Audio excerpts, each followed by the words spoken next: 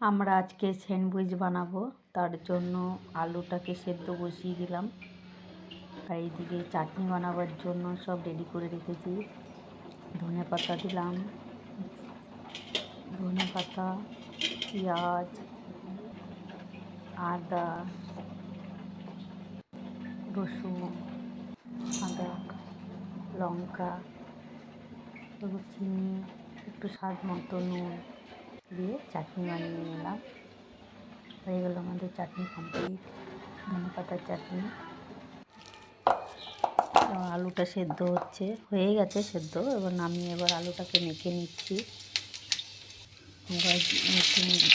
কড়াইতে তেল দিলাম, তেল, জিরা, একটু আদা কুচি, ধনেপাতা কুচি,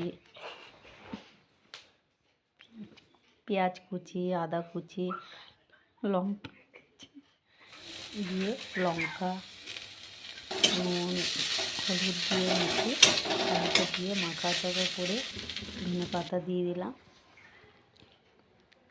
হয়ে গেল আমাদের আলু মাখা কমপ্লিট। এবার স্যান্ডউইচের সমস্ত সরঞ্জাম কমপ্লিট হয়ে গেছে। এবার টোস্ট করে নিচ্ছি পাউরুটিগুলো।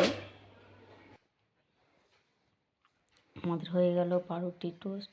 এবার ওর মধ্যে বাটার লাগিয়ে নিলাম। বাটার লাগানো হয়ে যাওয়ার পর ধনেপাতার চাটনি লাগিয়ে নিচ্ছি এর উপরে। ওর আলু মাখাটা দিচ্ছি বাস এর উপরে। এবার স্যালাডগুলোকে সাজিয়ে দিলাম